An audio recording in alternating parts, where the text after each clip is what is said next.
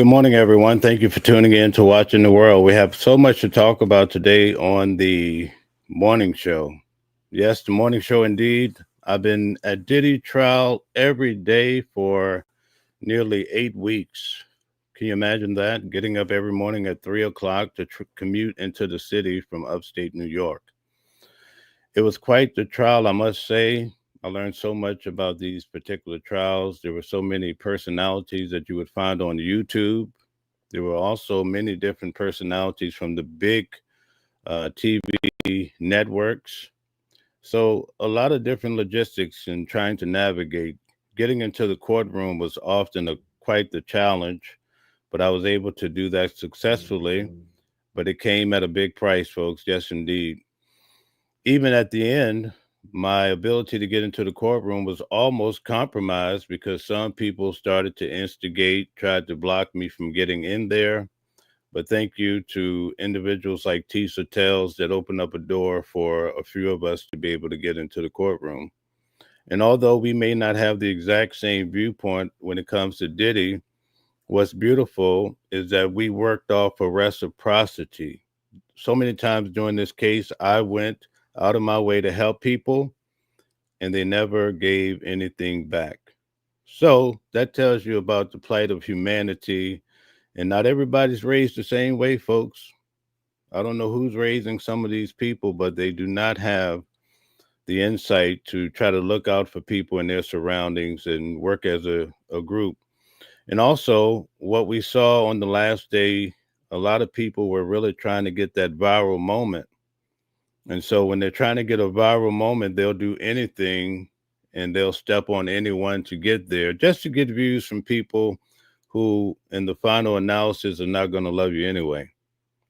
So it doesn't really make sense. But anyway, let's get to the main points of what we're going to talk about today.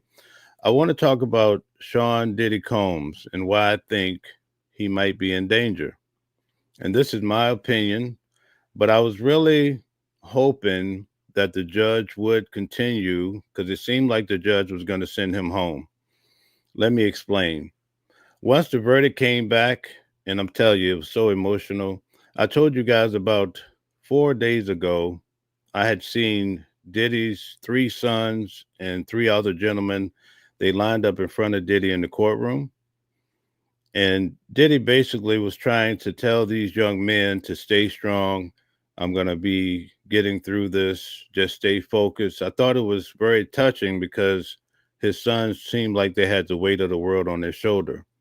Now, when it comes to these cases, especially day one, none of us really know how it's going to go. Was Diddy guilty, not guilty? We don't know the final analysis until the verdict comes back officially from the jury, right? By means of a judge. So when the verdict came through, though, you could see what a big room of excitement. People were really clapping. They were excited for Diddy because it started off with a lot of allegations from the government. And these are very strong allegations. And according to the government and their standards, they were laying down their facts accordingly. So it did not look promising. Also, toward the end of the trial, we heard that the defense would not even call witnesses. So most of us who are not attorneys, you're like, how are you not going to call witnesses on this trial? Little did we know, because we don't get to see the high-level attorneys come together like this. This is pretty monumental. Diddy put together his own dream team. Little did we know their strategy was to counter the prosecution. They tried the case along the way. Remember, I would come back and I'd say, oh, Brian Steele decimated this witness's story. And you could see that she was lying. Or Nicole Westmoreland really tore this person apart. This is when they were trying the case. These were the witnesses. They used the prosecution's witnesses against them. This is a high level we've never seen. So I feel I was fair to say I don't understand why they're not calling witnesses. But now, as I cover more cases, especially I have a RICO coming up in September, I won't tell you much about it because I don't want a lot of riffraff people showing up to the case and we're in there fighting over the line. So you just have to do your own research and find what case you want to cover. But I have a good one coming. And the attorney that's handling the case, two of them, I've already let them know. In fact, I was advised about the case. So I'm coming to this case with at least the attorneys recognizing me, and they know I showed up every day for the case because they told me about it and they thought it was quite commendable. But I did this because I wanted to bring you guys a sense of accuracy when it comes to Diddy case. Now, this is the morning show. I don't want to make it about Diddy, but let me tell you, I want to get to the point of why I think Diddy might be in danger. One of the officers or marshals at the courthouse took me over to the window and he showed me, he said, "You see that building right there? That's where Epstein had his final moments." In the whole building, which I'm going to do a short on it. I'm going to show you the building, but it was terrifying because the building is no longer operative, right? So I started to think about that. But it just goes to show he was really showing me a bigger point that I'm not going to break down. But here's the thing. When the verdict came through, immediately, for this Mark Agnifilo has a style that's not like anybody else I've ever seen. It's almost like he's very apologetic and he's telling these stories. He's a little sarcastic. He's a little bit of this. He's telling jokes. He's really in front of the jury. I think this guy is the reason why we have the result that we did in this particular case because he knows how to connect with people at a high level that I've never seen before. But I saw a different Mark Agnifilo after Diddy won. Now he went up to the stand. He gave a 10-minute summation to the judge as to why his client needs to come home. He says Diddy has a private jet that they had chartered out once he caught the charges. And he says, Your Honor, you need to bring, Diddy home. Oh boy, those prosecutors, let's see, the Serious Six is what I'll call them, six ladies, right? They laid out this case. They went under Diddy's bed and pulled out all of his uh, really bad things, right? They stood up and said, this client did all of this stuff. He's a danger to society. He's looking at 20 years, 10 years for each count that he was found guilty on. They were not having it. Do not let him come home. Do you know what the judge said? And I was there, sitting right behind Diddy's family, right? He says, well, I'm going to rule on this and I'm going to come back at around 1 o'clock because it was already early in the morning, right? It didn't take the jurors that long on that day to come to their verdict, maybe an hour and a half tops, something like that. He says, I'm going to rule on this at 1 or 1:30 because I'm sure that Mr. Combs do not want to go back to the BDC, which is a jail. Okay, so at that moment, I saw Diddy light up like a Christmas tree. He thinks he's going home, right? In fact, I told somebody, I'll bet you $1,000 that he goes home today, right? We didn't do the official bet, but that's how strongly I felt Diddy was coming home for the 4th of July. His daughters are there. His sons are there. His mother is there religiously. I don't believe she missed a day. I think I saw her every day in the lunchroom. And listen, you eventually you get to know these individuals because you're just rubbing shoulders every day. And many of them said, well, we know you're here for a reason because we see you every day.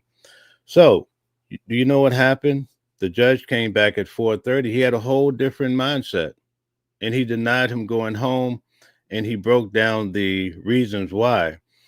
And the number one reason that stuck out to me that he really honed in on, he used Mark Agnifilo's words that he used in the opening arguments. He used it against him. He says, listen, in the opening arguments, you said that your client was guilty of domestic violence, that he committed violent acts against people. So based on What you have conceded, we're going to keep this individual, Sean Puffy Combs, incarcerated until his trial. They also wanted to, Mark Agnifilo, his lead attorney, wanted this verdict or sentencing to happen rather quickly because the judge, I believe, gave him an October the 3rd date to be sentenced, but they want to get the ball rolling. The judge, based on what I could understand, he said that basically the defense had recommended Diddy get from 21 months to the second number I don't recall. But the judge says that he would be looking at, based on what the recommendations are, what have you, between 51 and 63 months. So I saw a big difference and I was shocked. And you should have seen Diddy's response when he found out he wasn't going home. Now, last night I had on a criminal defense attorney. He's one of the best to do it. And he'll be back on hopefully tonight. I want to do a show and I'm going to break down each attorney and different things I noticed about them. I was documenting everyone, even the judge. But this attorney tonight, hopefully we can break down for you guys and I'll explain different facets about Brian Steele, which I'm definitely going to be following him. He is a terrific, top-notch. Nicole Westmoreland is the best female attorney I've ever seen under the sun. Let me tell you, and I follow a lot of people. I observe a lot. She was a heavy hitter, and believe me, you do not want her questioning you ever. Believe me. And she had a systematic approach of breaking people down like I've never seen before. She asked them all the questions. She had the facts back here, and then she brought her facts and tore you to pieces for lying. She's the one that developed the part where Bonna, it came out that she said Diddy had her hanging off the balcony on September 26, 2016 at like 5:30 in the morning. She's the one that showed that Diddy was not even in town, folks. What are we doing? How does this man have a RICO case? Well, you don't have a RICO case anymore, right?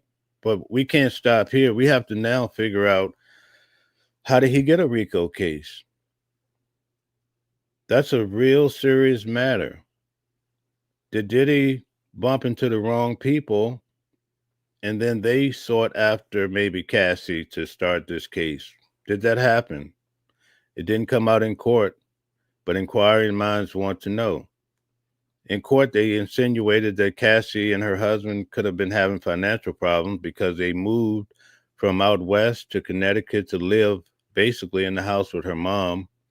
So the defense painted a picture that maybe she sued Diddy because the cupboards were getting bare. But why? Why did Diddy? Not one individual, folks, right? Not one individual went down to the courthouse and says, Mr. Sean Combs did this to me and he had me doing this and that. No, this all started with Cassie filing a lawsuit, a civil suit. In court, they showed various times. She never went to the authorities. She went for the bucks, right? Is that normally what happens in your neighborhood if somebody has an attempted burglary or attempted murder or whatever? Do they normally call the local attorney and says, hey, listen, how much money do you think I can get for this on a civil suit? No, you call 911, right? And all of these racketeering, listen, folks, you're talking, I was in the courtroom every day for jury selection and for the trial. Okay, I'm telling you what I've observed, but this is not something that I'm hearing through the grapevine, right? Okay, there wasn't any police reports to substantiate any of those racketeering acts, not one. They called the police during the burglary of Kid Cudi's house, and also an arson detective came several weeks later when they had the fire. But guess what? There was no charges ever on Diddy, and now he has a racketeering case. Now, I don't take away anything. Obviously, my grandmother would say, where there's smoke, there's fire, right? So believe me, Diddy did a lot of bad things. In fact, at the beginning of the trial, his attorneys, I came and I told you guys this. I've told you from day one what the deal is. He owned various things, and there a lot of things came out that, to me, what I saw was undeniable. If what the prosecutors were showing, I'm just telling you the hard facts. There was a lot of things that were substantiated in the case, but ultimately he won the verdict, And that's where we have to trust that the jurors, right? And you can go to CNN. There's one of the jurors that I saw every day. The guy was always staring. Anyway, I won't get into that part. But he gave his general breakdown of the whole case and helped us to understand different facets of the case. Now, where I'm from down south, right? Where I'm from, as a black man, if you get one of these racketeering predicates and they accuse you of it, usually you can't afford the attorney, right? That's pretty typical in the black man's world. I'm saying the average guy, right? So when they put those cases on you, you're just not beating it. So that's why I'm like, man, I think it's very hard for Diddy to beat this case.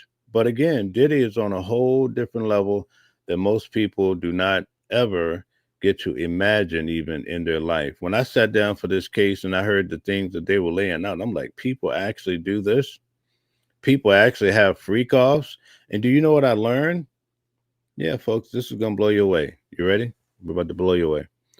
These freak offs were popping back in Frank Sinatra days. So Diddy didn't create the freak off. So I'm like, what?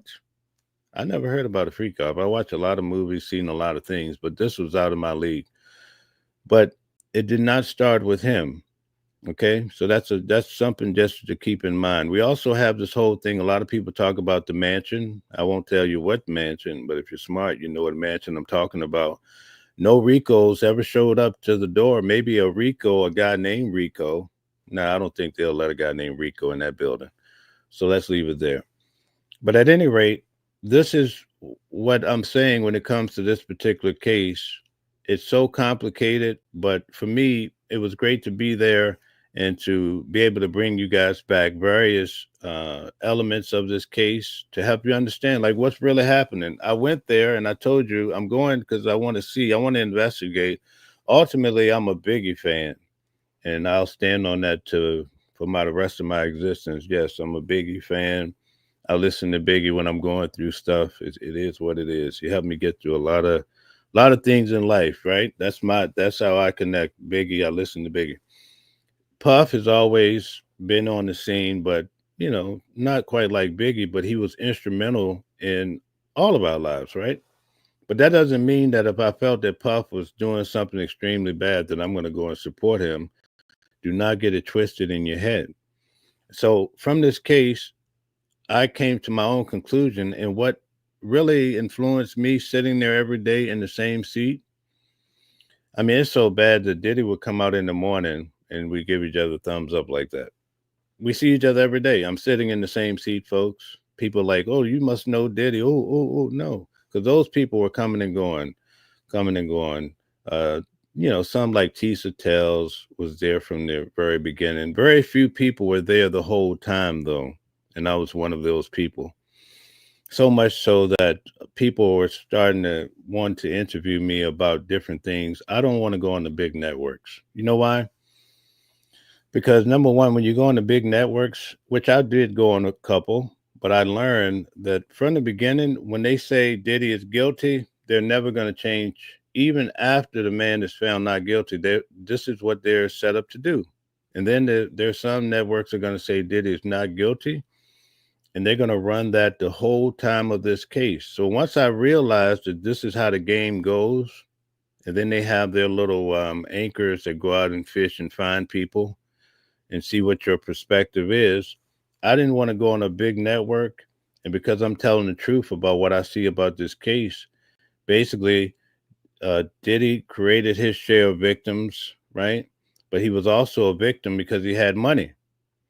And from what I could see, and I'm going to tell you guys, nobody has said this, 3 or 4 of them were teaming up on Diddy to get his money. And I think the idea was keep him high as much as you can, and we'll milk him until the cows come home. That's how it all went down. Went down just like my light did right now. It is what it is, folks. Oh, we're back in business. Okay. That was a prop, right? So anyway, so let's break it down a little bit further, and then I'll let this go. Why is it that it's okay in this media thing that you can take a guy like Meek Mill and come up with all these stories, or Justin Bieber. You heard all the stories, right? None of that stuff is in court. Oh, in the baby oil. And then some of the things, I would sit in court, folks, and I'd come out and look on YouTube, and these guys have made up something completely different, bizarre than what I heard. Someone called me and says, "Was Kamala Harris in the testifying today, or Barack Obama?" I'm like, what? What are you guys? What are these people smoking? The only thing we heard about it in this case is regarding Barack Obama is that Diddy had some ecstasy that was purple pill. It was, the head was shaped like Barack Obama. Can you imagine that? That's a new type of high, right? That sounds like something MAGA would do for Donald Trump. They would just make something that might be a good idea or something. Who knows, right? In the shape of Donald Trump. I mean, they make everything else in the shape of Donald Trump, right? And the thing about it that I really, and I don't like to use the word hate, folks, but the thing that I hate about what I'm seeing is that, let me give you a good example. When Donald Trump debated Biden, right? Donald Trump was decimated as far as Kamala Harris even broke him down. The guy's been charged with 34 felonies. They say he said the most ridiculous things at certain times, right? But MAGA rides for him till the cows come home, right? Biden get up there and he starts blah, blah, blah, blah, fubbing. And what did the Democrats do? They all said, get him out of here. And I think ultimately that's why Joe Biden lost the election, is because on that side, on the blue side, people will drop you, not support you when people come out with allegations. Donald Trump has everything on the ticket, and they said, oh, well, yeah, he just did it because he was having a bad day, whatever. And they go out there with their little red hats, and they're going to support Donald Trump. There's a bit of respect I have for that, I'm telling you, because I'm getting a little tired of seeing that Diddy's case, even though he did a lot of things, he was still presumed innocent until they found him guilty, and nobody showed up for him. I mean, Kanye West came. I have my thoughts on that. I won't get into it, right? But Kanye came and supported the guy. G-Dep showed up. He sat in the courtroom. He supported the guy.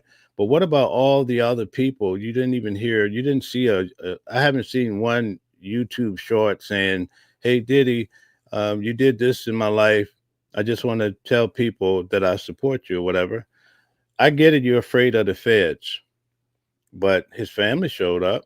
You know, Charlucci, his friend, showed up. And now look how it turned out, right? Now you're on a weird side of history when the guy comes home, right? I mean, I have friends, I mean, you know, that, I mean, there's certain things. If they go down the R. Kelley road, I probably wouldn't want to show up. But if there's a certain level where I would definitely show up and says, listen, I don't know all the facts here, but I'm going to come and support my brother. Hopefully it goes in his favor and this turns out not to be true. But I'm going to at least show up and sit in the bench if the guy was influential in my life or a good friend. A lot of people might not like that. Hey, it is what it is, folks. This is just the way I do things, right? But that's what I was looking for throughout this case.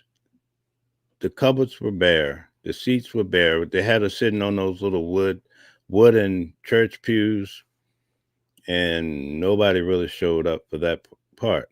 Now, I'm saying all of this now at this level because I've already broke down this case in every way that you can imagine. I went through the predicate acts when they were happening and being shown in court. I told you what they were. These are serious charges. A lot of things they proved. Let me explain something to you, right? And I don't care who I offend. Let's get that straight. One of the predicate acts is probably something that most people are guilty of. It's just that simple. My argument is the government targeted the guy in the first place. And as I told you in this video, no one came forward first to say Diddy did something wrong. Why is that the case?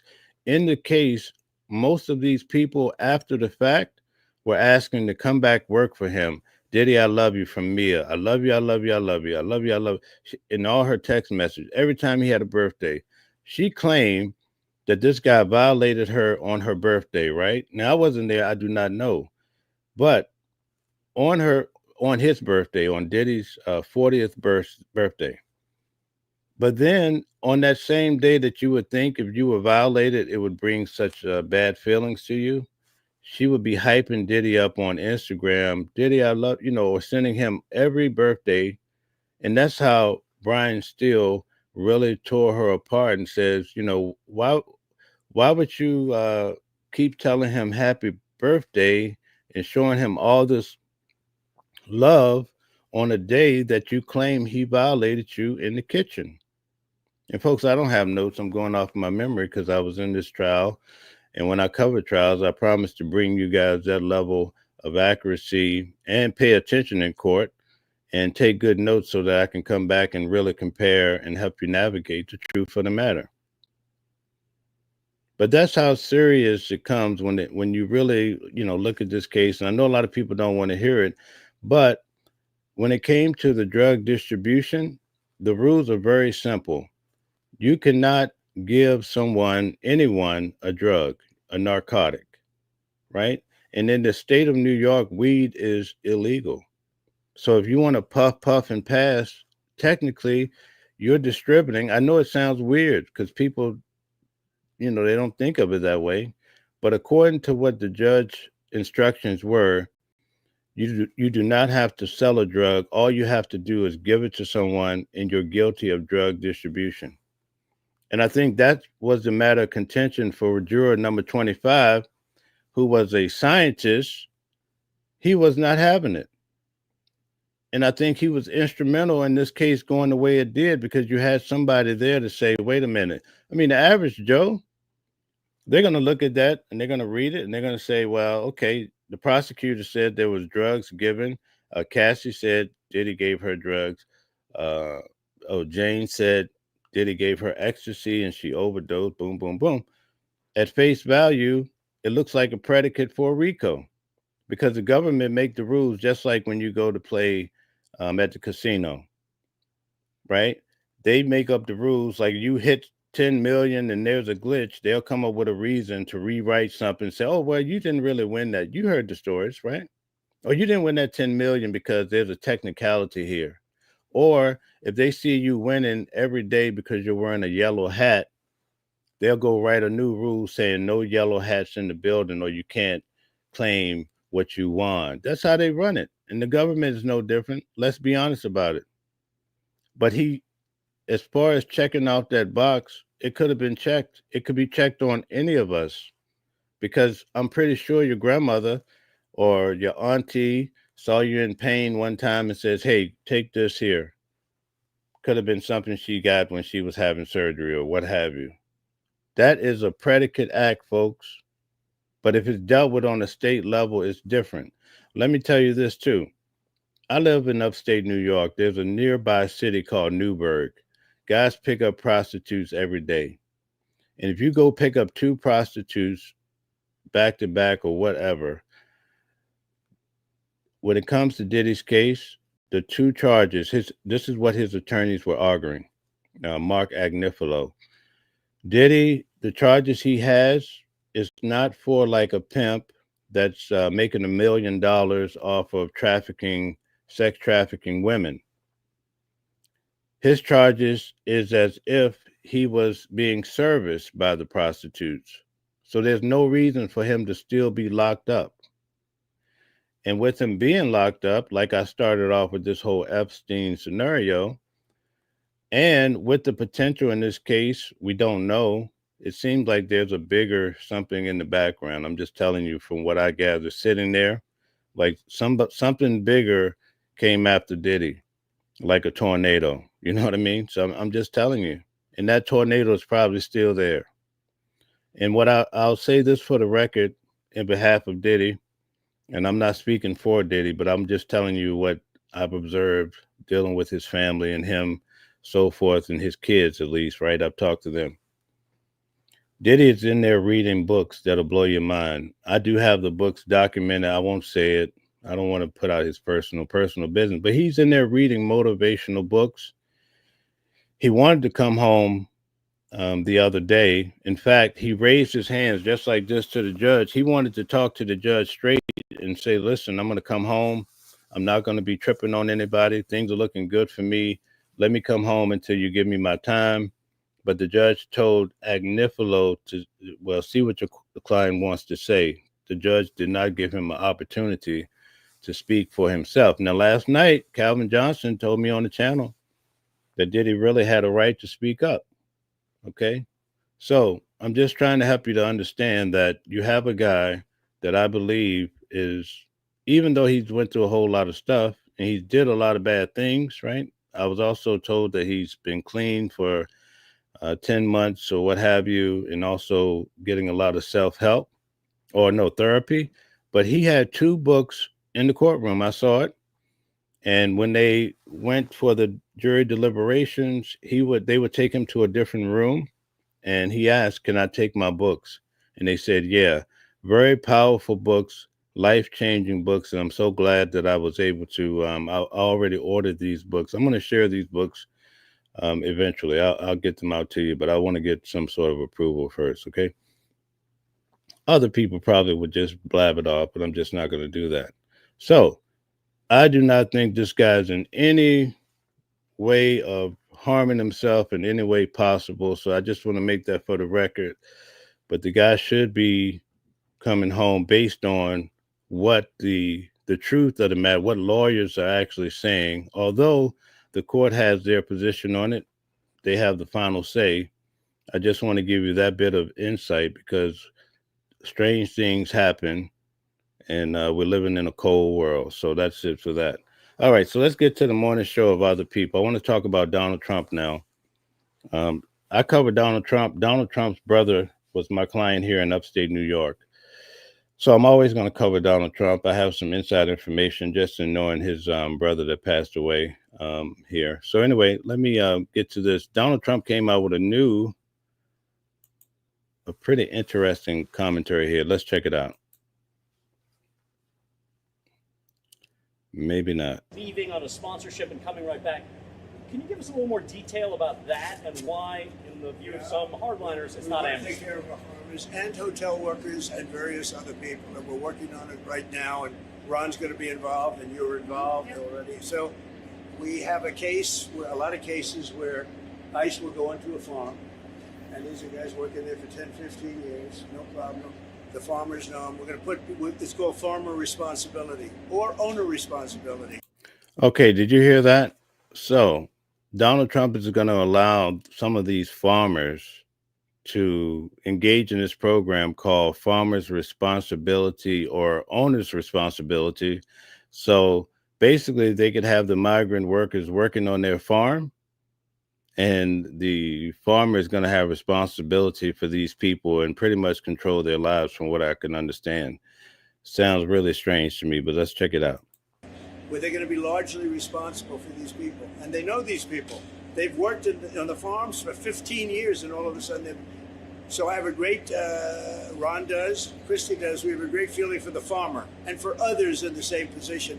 And we're going to give them responsibility for people. And we're going to have a system of signing them up so they don't have to go. They can be here legally. They can pay taxes and everything else. They're not getting citizenship, but they get other things. So you hear that?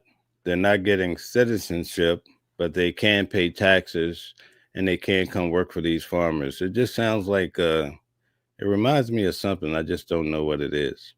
Farmers need them to do the work. Without those people, you're not going to be able to run your farm. Okay, so there you have it, folks. That's the new program that Donald Trump is putting out. Let's talk about I covered the riots or the protests. I think it turned into riots because one night, remember the night that I went out there in New York City? I went through Times Square. I covered the protests, and then I went down by the courthouse. People were getting stabbed out there. It's actually documented. So you know how they kind of calmed that down? ICE started coming to the protests, and now we don't have any protests. That's pretty interesting. So there's a inside scoop as to possibly why all this whole protesting went away.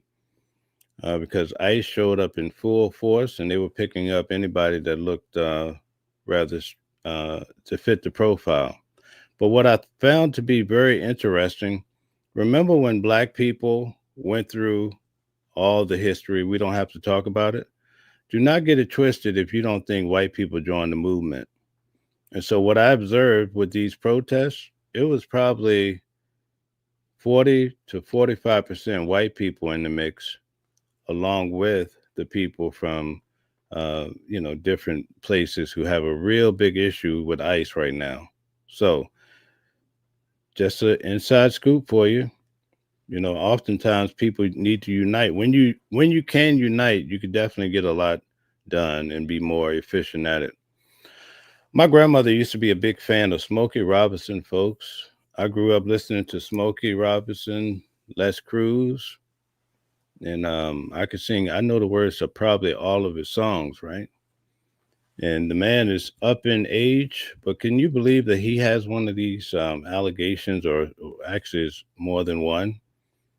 Like, what's really happening in the world? I won't get into the details of it in this particular live, but I want to give you guys an idea of this is another case that we're going to be covering about Smokey Robertson, and he has accusations from women that allegedly were working in his house and saying now that he did things that were very inappropriate toward them. So we're going to be covering Smokey Robertson. It's going to be a tough day for me because my earlier years in life, my grandmother wouldn't believe it. She loved Smokey Robinson so much, and she passed away in 1998. Smokey's still going strong, but Smokey, he got a little smoke on his back right now. We have to cover it. Here's another one that we have to cover. TD Jakes. TD Jakes has lawsuits in court with strong allegations against his name, and no one wants to talk about it. I think from what I could see is that, and I won't mention those parties, but when these allegations came out, some of it they tried to attach with Diddy in court, nothing of the sort. Nothing mentioned about TD Jakes in regards to Diddy. So let's just go ahead and put that on the record too. Okay. But in court, we're going to go through these cases. I'm pretty sure that might bring some smoke my way. So I'll have to tread lightly. But I'm just here trying to cover various cases for you guys. I also, last week, I attended the case with Drake versus UMG, which involves Kendrick Lamar. Remember, Kendrick Lamar put out the big song, Not Like Us? Well, Drake is very upset. He said it's defamation. Now, in court, there's a female attorney. She's incredible. Not attorney, I'm sorry, guys. Judge. The judge is amazing in this case. She knows all of the song. Like, I didn't know much about this song called Tailor Made that kind of started this whole thing. And then she's saying that Kendrick is basically responding to different things. I guess it's some allegedly what was said in court. Court documented that there were rumors about Drake going to young girls' basketball teams and watching the game. A little weird.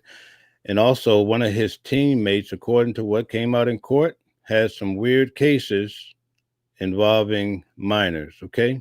So, in court, they started off where the defense, basically are trying to say that this was a rap beef going back and forth between two rappers, and it was friendly warfare, and then till it was not.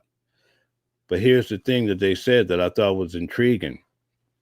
They said the UMG helped take Kendrick Lamar's little rap battle song and turned it into a national anthem. I thought that was powerful. It sold 9 billion streams. Can you imagine that? 9 billion streams from that song. And in fact, they said that that song was even played at bar mitzvahs, I guess. Mitzvahs? Yeah, bar mitzvahs within their community. That's how popular this song. It went to great scales. So, what they're trying to show with defamation in regards to Drake is saying that, listen, this guy this is the exact words that I'm pretty good with these trials, you know. My grandmother said I wasn't a good listener sometime when I was a little kid, but it looks like she really straightened me out and turned me into a good listener. Okay, but this is what they're saying in regards to this case. The reasonable listener would come to the conclusion that Drake is a pedo, right?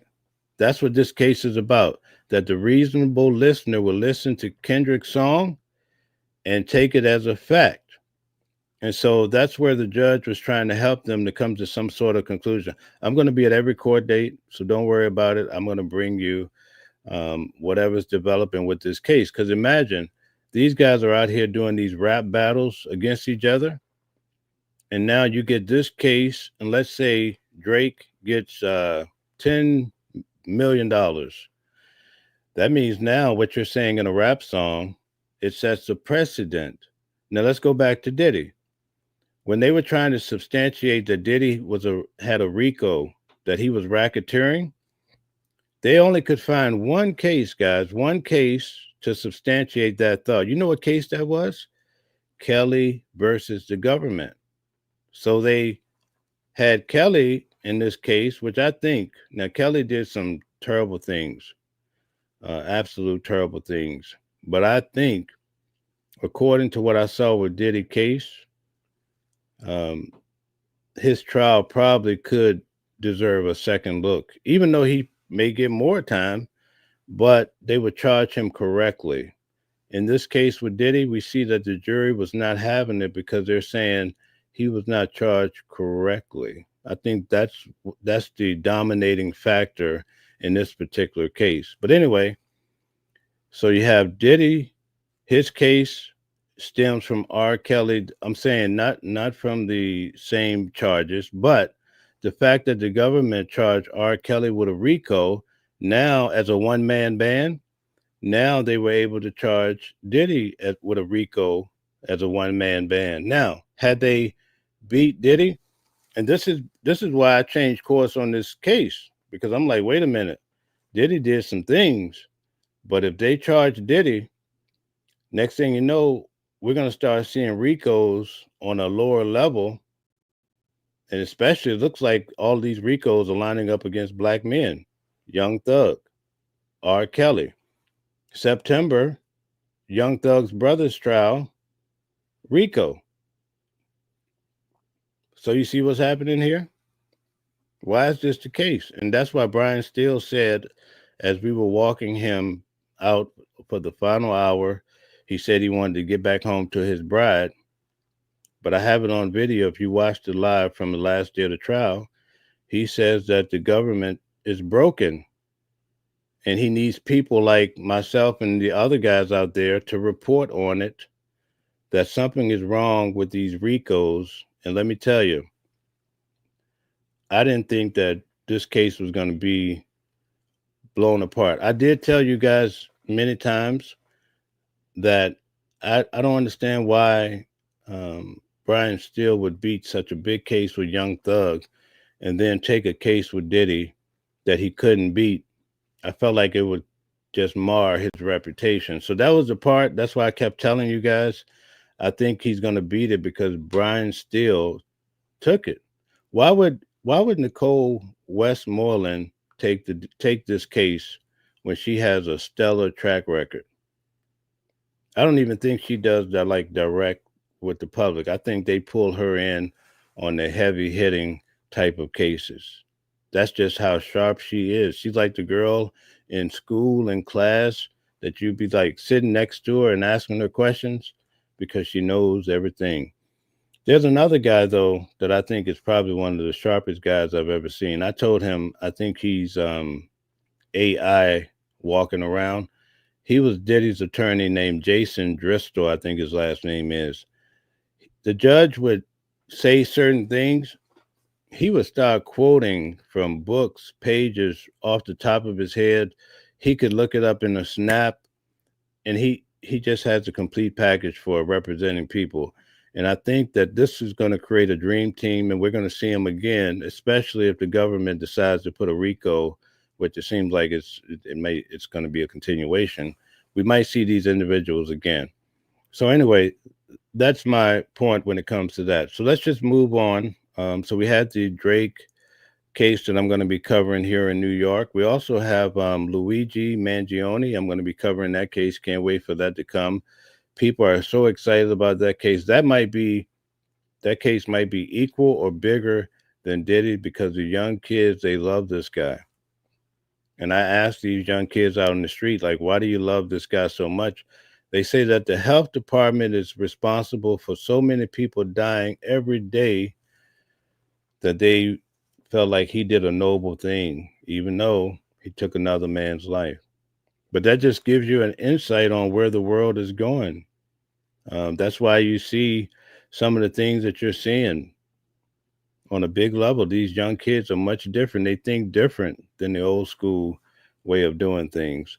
So we also covered TD Jakes. We're going to talk about Brian Koberger. I told you guys I would be flying out to Idaho for Brian Koberger. I covered his case extensively, not online, but I followed it because I usually with these cases I try to try to figure out who did it, or I grew up watching a lot of Matlock, Columbo, and Murder She Wrote with my grandmother. So I'm always watching the first 48. That's what I like. I really love those type of shows. So Brian Koberger has pleaded. I guess he has a plea deal, so this will not go to trial. So I won't be going out to Idaho. But I'm thinking about going down to Texas because my good partner there, the attorney Calvin Johnson, he's down in Texas. What is this guy, Carmelo Anthony?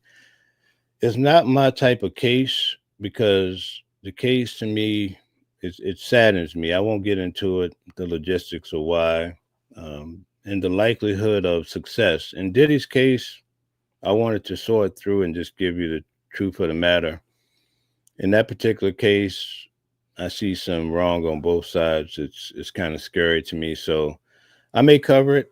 Um, I'm still debating on it. If I get enough people saying, "Hey, cover that case," then I'll fly to Texas and I'll cover it. All right. So Fat Joe, while I was in court again, one of the personnel showed me this case about Fat Joe. Now, I will say that the attorney that filed the case, he was brought up in the Diddy's case. Now, a lot of people are saying that Fat Joe's case is a RICO. I think it's a RICO civil case from what I could see.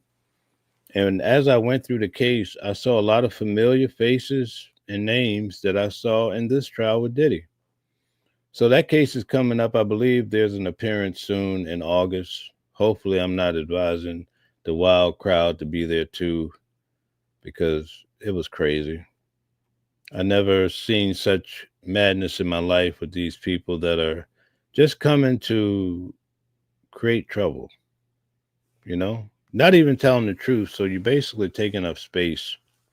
It's one thing if you come and you're passionate about telling the truth and you stand on business. But these people come out there and they want to start trouble. Like, here's the thing, folks, and I'll say this for the record. I'm entitled to be a Diddy supporter if I want to. I do not work for a big network. Every dime I spent, which was thousands of dollars, came out of my pocket.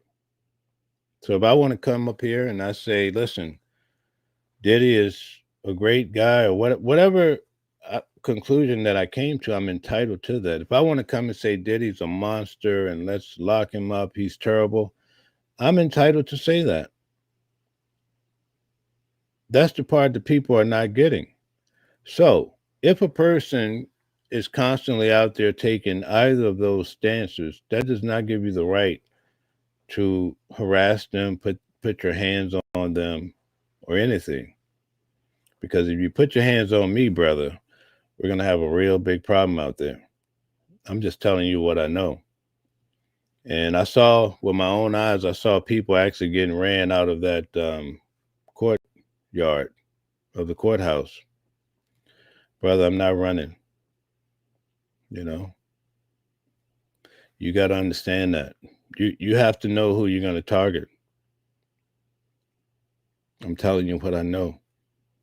So don't get it twisted and leave people alone. Let them stay in their little box and keep moving. I wouldn't I would say the same thing for you. You know, you're entitled to your space, your philosophy. That's what makes this thing work, right? That's what makes it beautiful because you can go to Tisa's channel and you can hear what you hear. You can come to my channel and you say, okay, he's here. And then you can go to another channel that's completely opposite. I've always been somewhere in the middle, just trying to give you guys, facts. And I think at the end of the day, that's an important thing to realize when it comes to these cases. A lot of us are traveling. We have personal lives, things going on. It takes a lot for me to be there every day, getting up every morning. I don't have to get up at 3 o'clock in the morning anymore. I wake up in the morning thinking I'm missing the train because I've been there 8 weeks. And then toward the end, some people took some shots at me because they saw me on Tasha K. And Tasha K, who I am, man, I tell you, I'm so fond of Tasha K. You don't even want to know. But they saw something I said on her channel and they tried to hype it up. And I said, well, one of the guys was a big time celebrity. I won't call his name out because I went and made peace with him. We sat down and I told him, I said, listen, man, you first off, you approached me in a strange way in front of other people, and we never talked before. So I was about to give you some smoke, right? But I'm being professional here. But I said, you have to watch the whole video. At the end of the video, I broke down how the government so what they said 8 predicates. So what they said whatever they said, right? You saw the ending of the matter. You saw that 12 people came to the same conclusion that I'm pretty much breaking down. Last Sunday, we did a show, Calvin and I, on Sunday, right before the jury gave their verdict or started to deliberate. And we went through all of those counts, and I had one of the best defense attorneys show you how a lot of that was malarkey. So don't come for me, talking your philosophy when you don't know the facts. Don't ever come talk to me when you didn't watch the whole video. You're doing the same thing that the prosecutors did because they took 3 minutes of Diddy's day or 3 minutes of one little segment about Diddy, and then they hide the rest so you don't see, well, there's a big picture here, right? So you should know, of all people, you guys got to know that you have to look at the whole video and then come for me. So then you could say, oh, when I say at the end of the video, I did this, then you know what I'm talking about. Because I don't have to prove myself to anybody. No one even contributed toward me going to the courthouse and doing what I did. So, back up off me and let me do my thing. This is my dance. If you want to dance with me, then we can dance. But if not, you got to stay out of my way. I do not work for the machine. And that's why I'm here. I'm telling you guys the truth of what I see. And I can pull a transcript and show you guys basically the stuff that I'm saying. And you know what else? At the end of the trial, the fact that no one came after me shouting and all this stuff, it just goes to show, because people saw it. A lot of people from the courthouse actually came on the show last Sunday, right? But most of us, for the most part, we kind of share the truth of the matter. It's not so salacious, and that's what this whole thing is about. But not everybody's going to be so sweet when you come for them. And you have to be the one to be prepared for that. Because I'm going to tell you, brother, this is my backyard, New York City, you know what I'm saying? So you guys need to chill out when it comes to people. Let them have their space, That's all I can tell you. Because it's all about clicking. And so sometimes these clicks are going to get you in a problem, because you're going to click yourself right into trouble, because you're gonna, as my grandmother would say, you're gonna bark up the wrong tree, and it's not going to be just about videos anymore. So you really need to relax and leave. And when it comes to women, we just need to stop all this craziness and our children. If 2 men want to go out back and bang it out, then God bless America.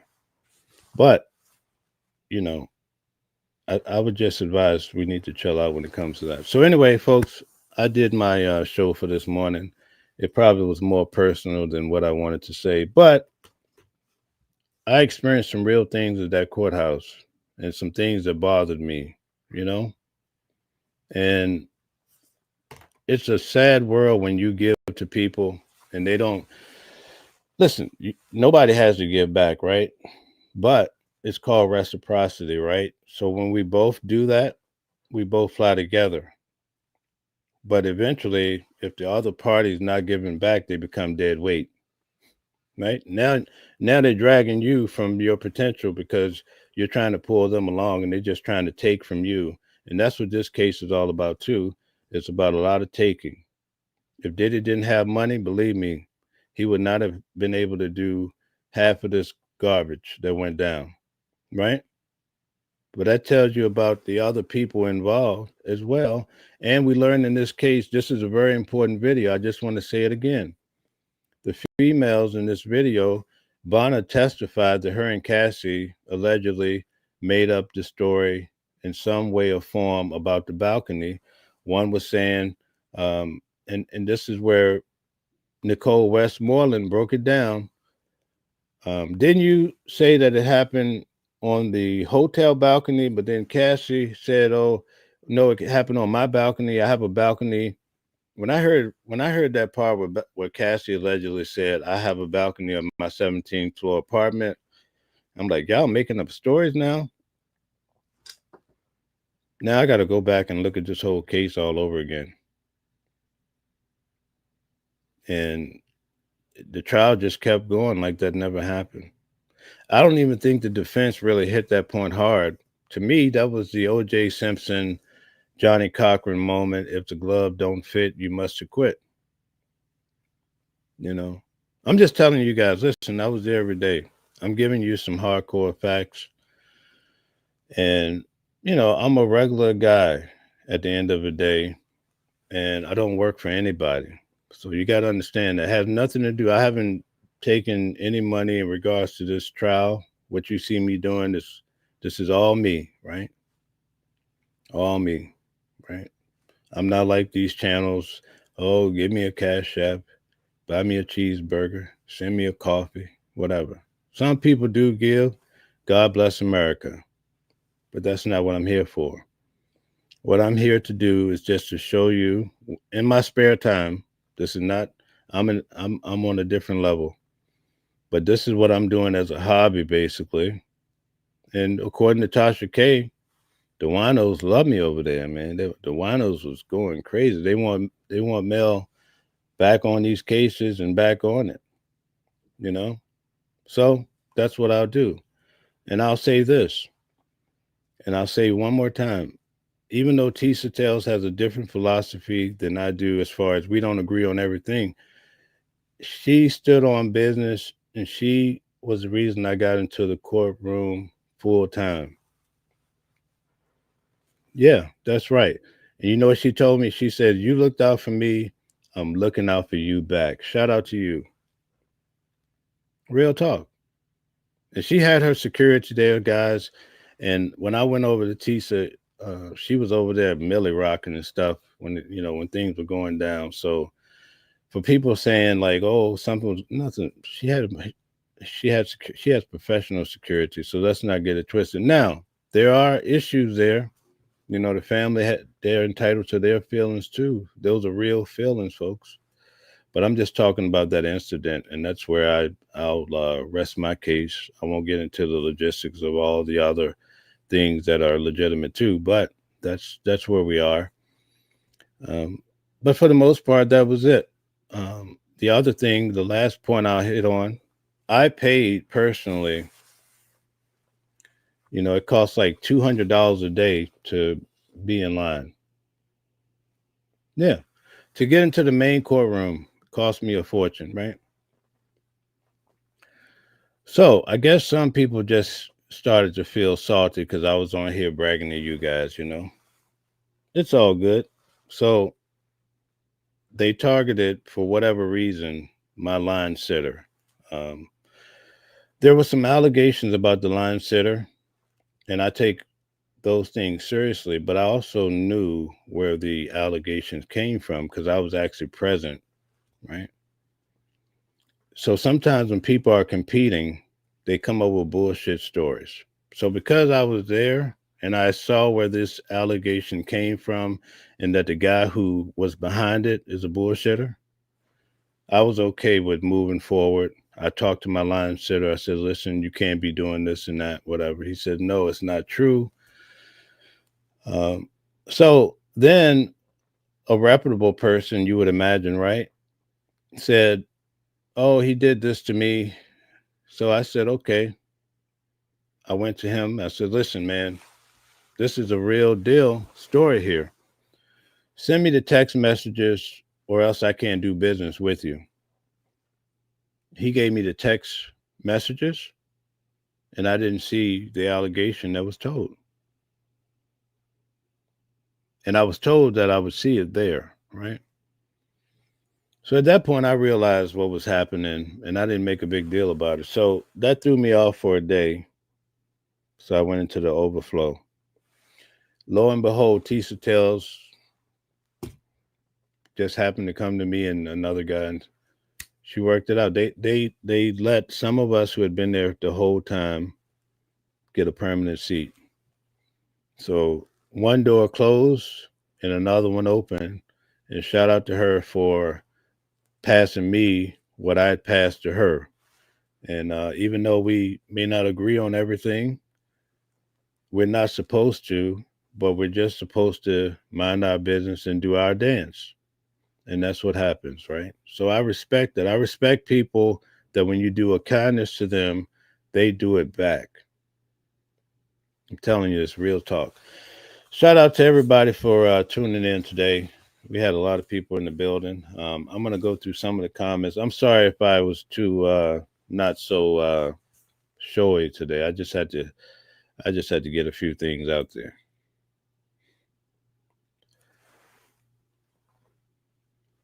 She says, you look like you forgot if you were going to church. Yeah. Yep. So, yeah, somebody says I'm look like I'm going to church with a Yankees hat, or maybe I'm going to a Yankees game with a church suit. That's a clever way of thinking. I like that. All right. Mashona, don't forget to shout out to you, Mashona. What's up? Okay, Mel. I hope you cover Carmelo Anthony. His case will need the media attention to get a fair trial. All right, I'll cover it. One of my moderators says cover it. I'm going to cover it. I made my mind up. All right, I'll fly to Texas. Okay. All right, so they're saying please be respectful in the chat. So maybe people are giving me a hard time or somebody a hard time. We'll see as I go through the messages. Mel, do you think they would try to bring other charges against Diddy? That's why I say don't necessarily delete all the negatives, because I'm at a level in life where people talking about me is like the least of my concerns. Like, dude, I'm on a whole different level, and this is without this case and all this stuff. I'm talking about real life. This is what I do.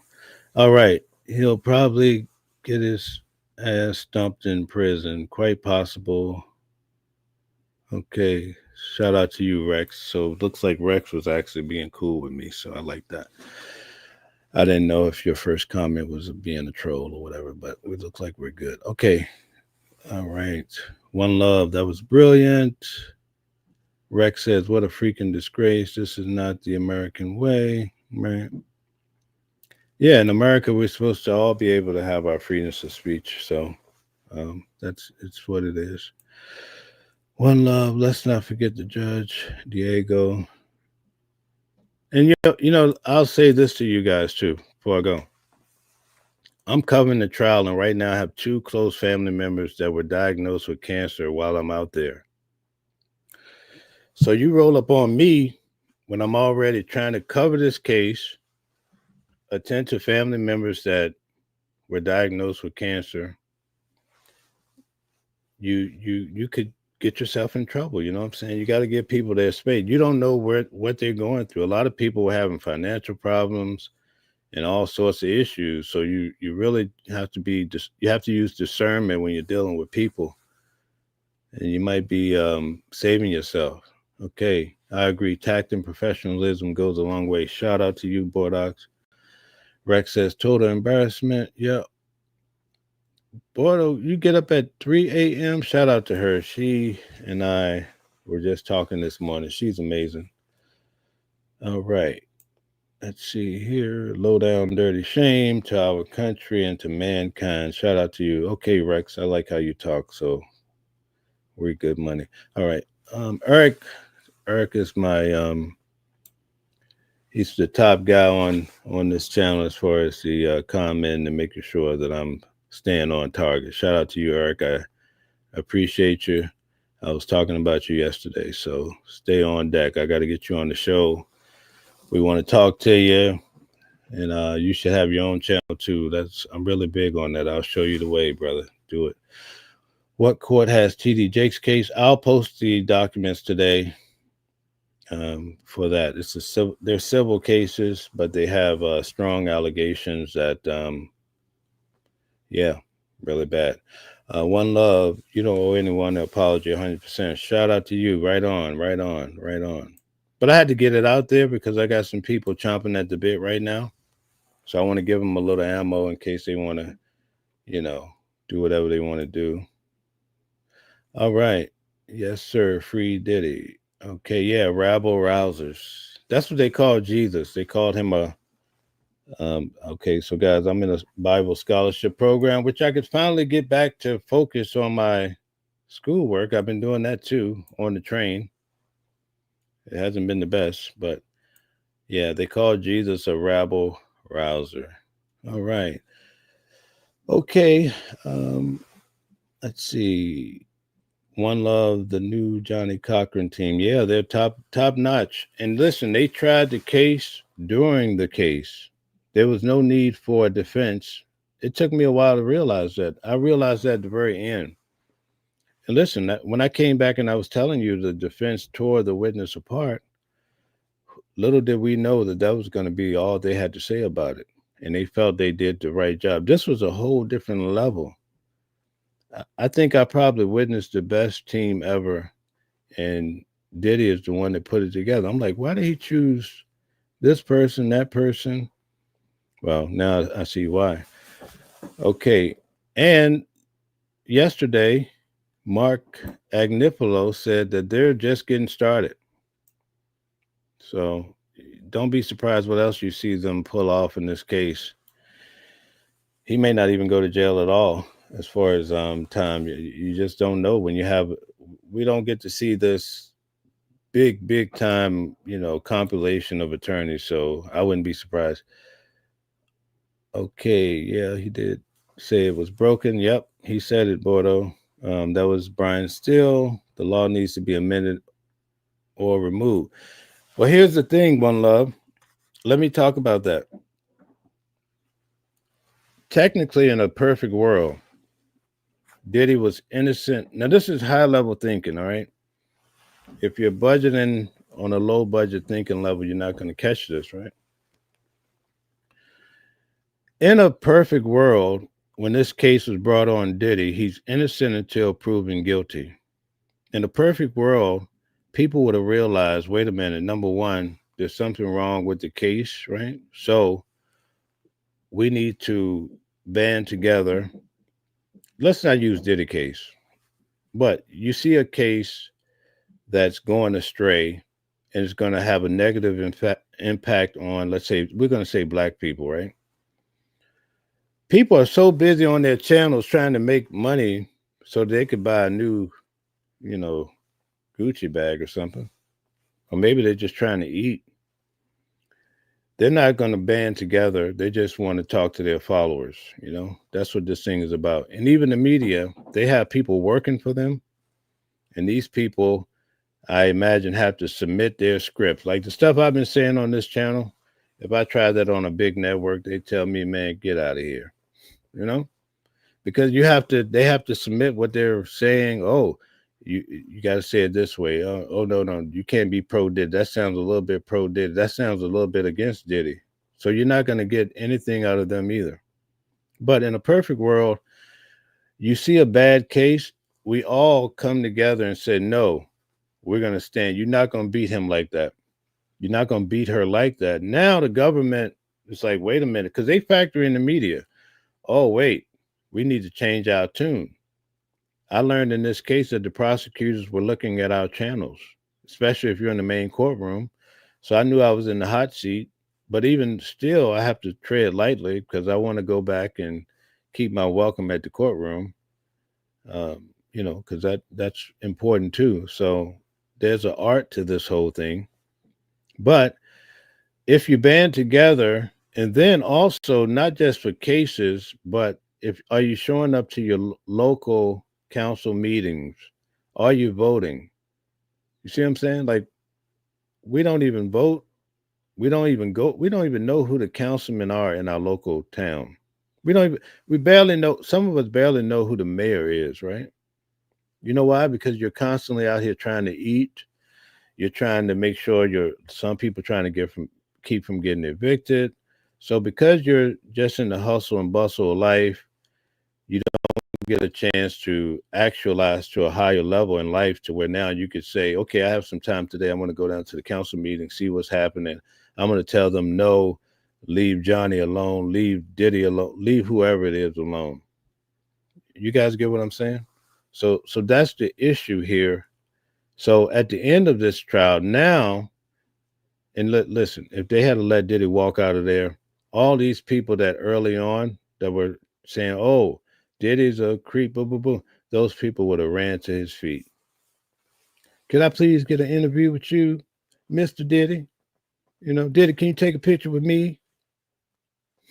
These are the real facts. Same people that sat there and told their channel, oh, this guy did all this stuff. He's terrible. He should rot in da da da da da. But it's the nature of this life, and it's not pretty. And then the other thing is the last point, and I'm going to go, guys. I'm going to come back today. I'm going to try to give you guys 2 a day, but the second one will be a production. I'm really trying to raise the bar. I'm trying to get more like Tasha K, damn it. Tasha is really showing me some stuff. I just have to get with the program with her because she's on a whole different level, man. It's like, but anyway, we'll get there. It's nice to be a part of that journey and that she chose to work with a guy like me. But hey, listen now, don't count me out. I'm a heavy hitter. So anyway, I want to say this. We have to change the image of black men in America because what's happening is with black men, we're listening to guys who are, and these guys won't like a guy like me. Image, okay? Image is very important. Being able to stand up for yourself. They're listening to guys that are saying it's okay to beat women. They're saying it's okay to use women as a tool for sex, right? So now little Johnny grows up and they're influencing him and he can't see a woman, a wife, a love, so that he could build his family for the future. He sees a sex partner that he wants to choke out.